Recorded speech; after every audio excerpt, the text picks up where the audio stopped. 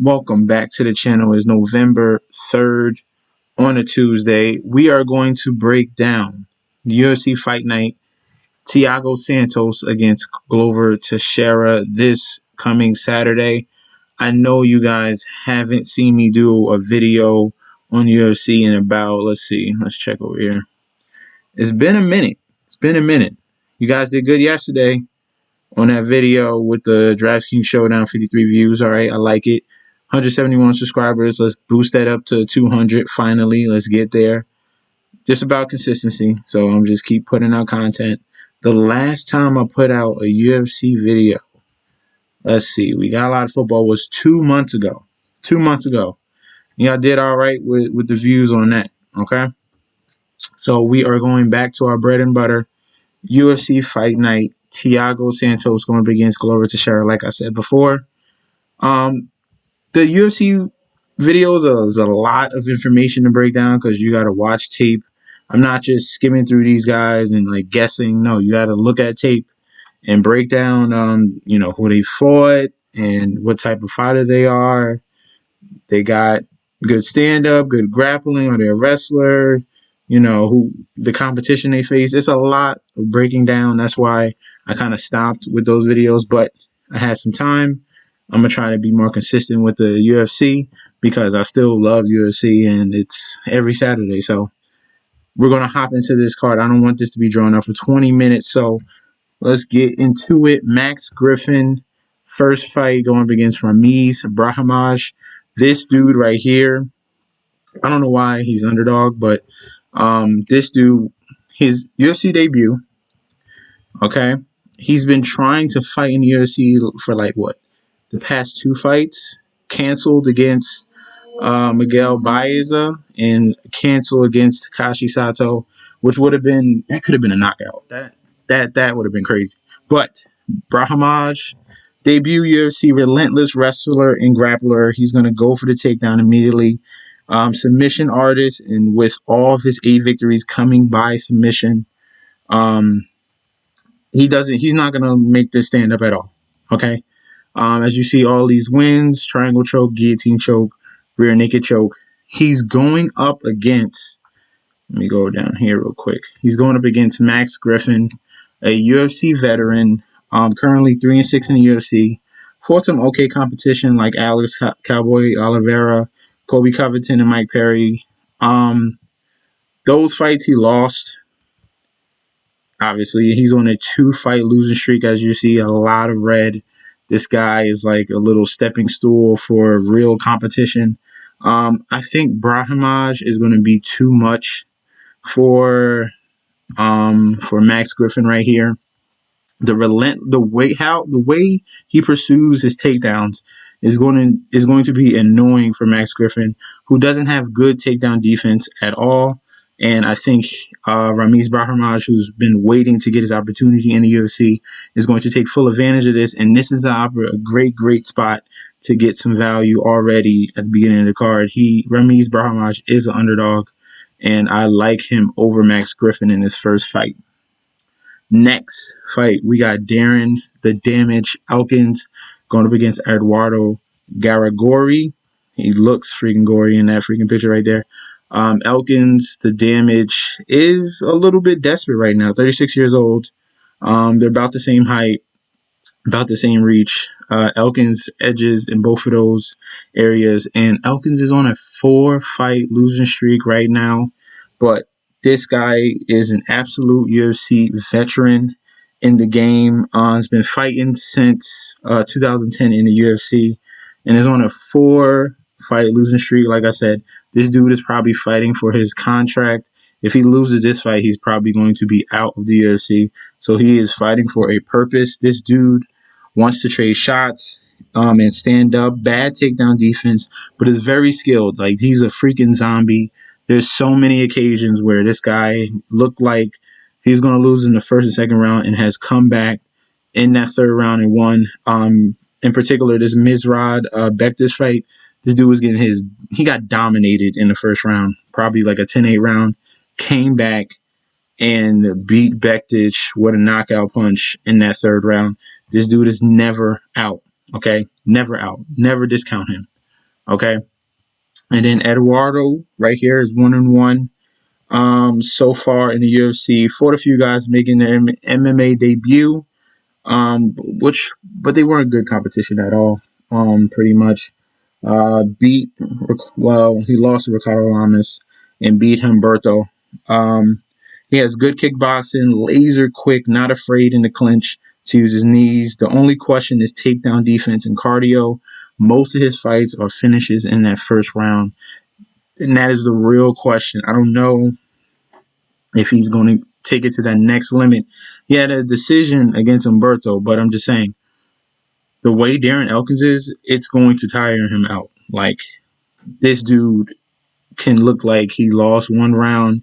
You can put everything on him, but this dude comes back always. I understand he's on a 4-fight losing streak, but this is an opportunity for him to, revive his UFC career. He is in a spot where he's probably going to be kicked out the roster. This fight can go both ways, but I'm going to lean with the veteran and Darren Elkins. Like I said, he has that heart, that moxie, that won't give up, and I think that is going to be too much for Eduardo Garagori in this fight. All right.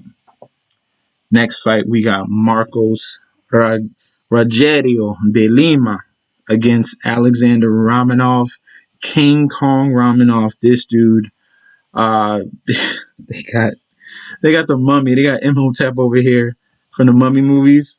They got him going up against freaking King Kong. This guy looks like he's in a GQ model with a freaking wrestling championship on his shoulder. This dude, absolute beast. They call him King Kong for a reason. 29 years old. He has the height advantage by an inch. They have the same reach, about 75. Marcos right here is 35. In the heavyweight division, these guys can go around to 40, 41 years old. You'll see we got a couple heavyweights later that are in their 40s. And there's a reason why freaking King Kong is a favorite. Marcos is a veteran in the UFC, 6-4 so far in the UFC. Free swinger, has okay stand up, but crazy power. His huge weakness is takedown defense. Not many heavyweights go for submissions, but that is the total opposite of Romanov, King Kong right here. Okay. We're gonna go to Alexander right here. This dude, 12-0, undefeated, and that is a reason. He has that Curtis Blades type of persistence with the takedowns. As you can see, arm triangle choke against Roque Martinez, and he did that move, that King Kong move, like when King Kong just smashes. Just imagine a freaking gorilla on top of you, just smashing you with two fists in your face. That's what this man does. He's done it on multiple occasions. He picks up and slams guys. Like, these are huge dudes, 260 pounds, lifting them up with no problem. King Kong, this is an easy win, I think, for him. I really like him. He's one of my favorites. At that -200 that they got him at, King Kong is going to make a huge splash in the UFC and in this heavyweight division. This is a stepping stool right here, I think, against Marcos. All right, we're going to move on because I don't want this video to drag on for like 20 minutes. I think I'm doing all right. I think I'm doing okay. So we're going to say, next guy we got, this is still a prelim card, Trevin Giles, who fainted in his last fight. He wasn't able to get out to the ring yet, but he fainted right before he was supposed to walk out against Kevin Holland. He's going up against Bevan Lewis. These two guys are around the same age, 28, 29. Bevan Lewis has a height advantage and reach advantage. Like I said, Trevin Giles is very well-rounded, very good on his feet, good takedown defense, coming off a solid win against James Krause. And he was losing that fight in the early stages, and round one came back. Has Brazilian Jiu-Jitsu background, good cardio. Right here, Trevin Giles. This guy has some very good stand-up. Watch out for him. Very well-rounded. So I think he provides more than Bevan Lewis, but Bevan is very long, lanky, fought some good competition in Uriah Hall, but he got knocked out in that fight, so that really didn't matter. Fought Darren Stewart, who's coming on a little bit. and got a little late win against Dequan Townsend. But Dequan Townsend was on in that fight. He was on a week notice. Like he just happened to pick up a fight in a week's notice. He just fought the week before, so that's not really fair to say in that one. This one, Bevins he's looking to fight from distance. Giles is very dangerous on the inside, so he's going to have to keep that distance and use his reach advantage and his legs and his kicks. The fight is a toss up, but I'm leaning toward Giles because he's more skilled in stand up and BJJ. Just in case you gotta be two sided in this, man. Trevor Giles is definitely capable of taking this guy down and neutralizing that length that Bevan Lewis has. And in the videos and the tape that I watched, I think Bevan even has a weak chin, and Trevor Giles has a crazy right hand. So this extraordinary gentleman, I don't know why you call yourself that. He's about to have an extraordinary loss. So we're gonna move on. We're going with Trevor Giles. I think he's the underdog. It's a very even fight between these two. You can go either way. You can take the length, or you can take the dude that's more skilled. And I'm going with the more skilled guy.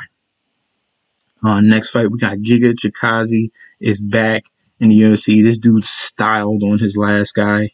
Who did he fight? As you can see, he's a minus 470 heavy favorite. He's 5 inches taller and has probably a huge reach advantage. This dude is on what, 5-fight winning streak? 1, 2, 3, 4, 5, 6, 6-fight winning streak. Omar Morales was no competition. Erwin Rivera was in May. That was another easy fight for him. So Giga Chikaze is knocking down these guys easily. This is a kickboxing master. Has every kick in his repertoire. It doesn't matter. This dude is on a whole nother level than freaking Jamie Simons. I don't know why they put this man in this situation right here. This is not fair. This is going to be his debut, and this is a huge step to take if you're fighting Giga Chikaze. This type of kickboxer going up against a guy that was an LFA and pure and cage aggression. These are low promotion fighting leagues, and this is not enough. And that Jake Childress fight right here, this loss, this was embarrassing. This was a knee straight to the head in 13 seconds. Giga Chikaze uses his knees and uses his feet. He's going to bring that knee straight up the middle and probably do the same thing that Jake Childress does. This is an easy one. You can put this in every parlay. Giga Chikaze is probably the lock of the day. He's like what Kevin Holland was. This week, Giga Chikaze is going to be that guy. We're moving on. Claudia Gadelha going up against Yan. I'm just calling Yan. I'm not going to say that first name. Definitely not going to say that first name. We are in the main card of these fights. Claudia is a black belt in BJJ, the youngest girl to do so in a camp. Also a 3-time world champ in brown belt as well. Fights in the same camp as Jose Aldo. Veteran in the UFC, 6-4 currently. Has faced tough competition, facing former champs at the top of the division. Her advantage on the ground and has a very low output, but she's going to need to close the distance and go and not get caught. Okay, not get caught by Yan. She's got to watch out for that. She is currently the underdog. They're the same age. It's just that Claudia's been in this division for a long time, and then Yan is on a freaking warpath, absolute warpath. Destroyed girls all the way here. Kalian Karan, Vivian Pereira, Kondo, Angela Hill, who they both fought. And then she totally destroyed Carolina right here in her last fight earlier this year. Now she's fighting Claudia. This girl, Yan, is absolutely relentless, dominating her competition, currently on a 10-fight win streak. When she sees an opportunity, she is absolutely relentless. Good boxing, mixes it up with kicks to the head and body, very good form from distance, and her output is great. She just got to avoid some of the submissions, but she's okay in that department. I don't think she needs to worry about Claudia there. I'm going with Jan. She is on a 10 fight win streak, and I think is going to get to 11. The output strikes per minute is Jan's like throws like 7 strikes per minute. Claudia is going to sit there and try to pick apart, but when Jan comes at her, I don't think she's going to be able to handle it. I'm going with the hot Jan, taking that win streak from 10 to 11. Okay. Next fight, we got Ian Heinisch against Brendan Allen. This could be the fight of the whole card. This could be the fight of the night. Seriously. This is going to be jam-packed action right here. We already seen what Heinisch did in his last fight against GM3. Knocked him out clean. Brendan Allen had an insane fight with Kyle Dauskas. It was a grappler's like dream. Those two guys went at it for 3 straight rounds. Bloodied, bruised, battered. Younger guys, Brendan Allen has the height advantage, has the reach advantage. So if he gets his hands on him, he's going to take him down. That is his bread and butter. Brendan Allen right there. But Heinisch wasn't looking at that great before that GM3 fight that he had a nice KO.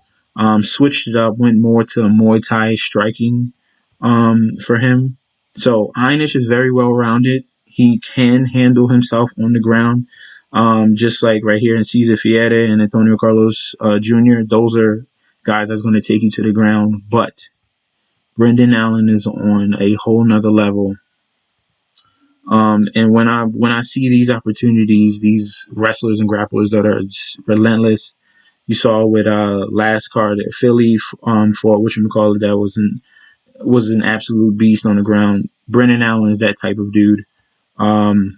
This Kyle Dauskas fight was epic.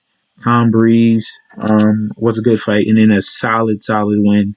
Rear naked choke Kevin Holland, who's been red hot in 2020. That was a very, very good win right there. 7 fight win streak. I think he goes to 8. I think all in Brandon Allen is too much for Ian Heinisch. But it's going to be a very good fight. It could come down. Probably I'll take it by decision. So if that's going to the scorecards, then Brandon Allen has good stand up, and those takedowns are going to push the judges in that direction. I think easily. Give me Brendan Allen. But Ian Heinisch is not a dude to look past. Like Brendan Allen needs to be 100% focused. This is a good test. This is a very good test. Next is, I don't even know how to say the first name, Barcelos against Khalid Taha. This fight, Taha has very good BJJ, good counter striking and wrestling, solid stand up, free swinger, and loves the overhand punches with either hand, left or right. Taha is the younger fighter. 8 years younger, shorter, but has more reach than Barcelos right here.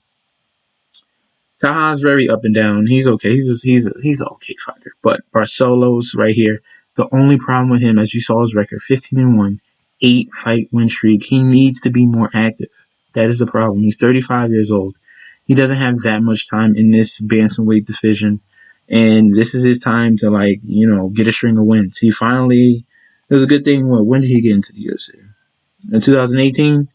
He's only had 4 fights. He needs to be more active. Can't have 2 fights a year. You need to have 4 to 6. 4 fights a year. That's preferable. But huge win against Nurmagomedov, who a lot of people like. Taha, he can do the same thing against him. Like I said, Barcelo's last loss was in 2014.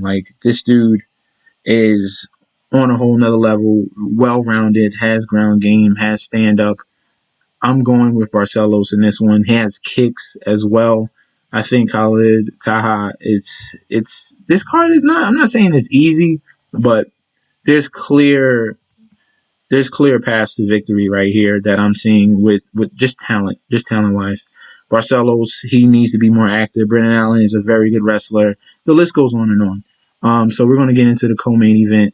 Andrei Arlovski against Tanner Boser. Tanner Boser is another dude that's been taking over 2020. Andrei Arlovski is a veteran, 41 years old. Like I said, heavyweight, 41 years old. These dudes last that long.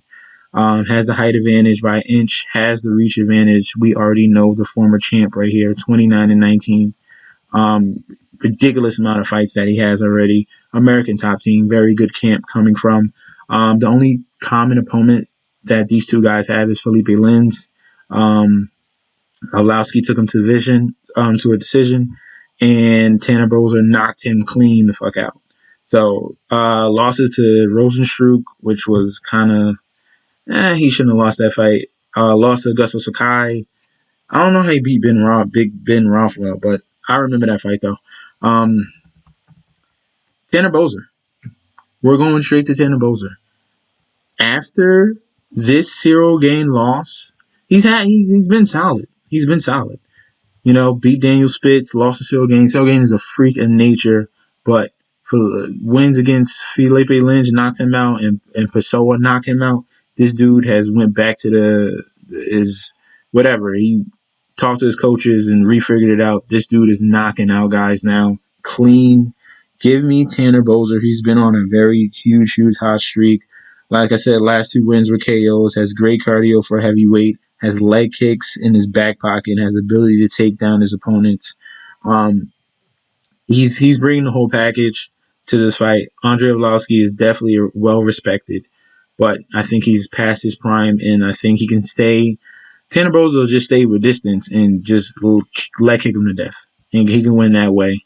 And get the W with the decision, or I think he'll probably knock him out. I'm probably going to take Tanner Boser to knock out Andre Arlovski in this fight. All right. And then we have a light heavyweight matchup, Thiago Santos, the main event, against Glover Teixeira. We saw Glover Teixeira, what he did to Anthony Smith, absolutely embarrassed him. That's what happens when you gas yourself out, bro. You don't want to gas yourself out. Glover Teixeira absolutely took advantage of that situation and ground and pounded Anthony Smith very easily. This fight was supposed to happen twice already. It's the third opportunity that he's going up against Thiago Santos right here. They have common opponents, like I said, in Anthony Smith. He's been on a nice little streak here. So this is no pushover. This is no pushover. You do not want to get on the ground with Glover Teixeira. He has Chris Bosking, has some of the best ground game in the division. Watch out. He's going to have to fight from range, Thiago Santos. And that is his golden ticket right there in this fight. Because you don't want to get close to Glover Teixeira. This guy has freaking bear paws, and he will lock you down and choke you out. Thiago Santos, as you can see, look at this guy, totally ripped, a freak of nature, 36 years old. His last fight was against John Jones. That title fight was a loss, split decision, but he had success in that fight. He was in that fight with freaking surgically repaired knees and still almost beat John Jones in a very, very close split decision. Look at these wins. Jan Blachowicz. Blachowicz is about to fight Adesanya. Manua, Eric Anders, Kevin Holland win. Thiago Santos is an absolute savage. And I think he's going to use his kicks right here in this fight. That's the key to this victory against Glover Teixeira. Work his legs, chop him down, and I think Thiago Santos is going to get the win. I mean, I think he's for a better competition anyway. Jan Blachowicz win is huge, and they should have gave that fight to John Jones, and that's the GOAT right there. Give me Thiago Santos to win against Glover Teixeira in the main event right there. This is going to be a great, great card. 10 fights, short and sweet, not 12 or 11, the last couple cards. 10 fights. Thank you guys for tuning in. Please, guys, subscribe to the channel. I'm 271. I want to bump it up. I have 171. I want to bump it up to 200. Don't forget to like, comment, subscribe to the channel. Follow me on Instagram and Twitter at MessengerSD. Thank you guys for tuning in. I'll be back again tomorrow with another video. Peace out.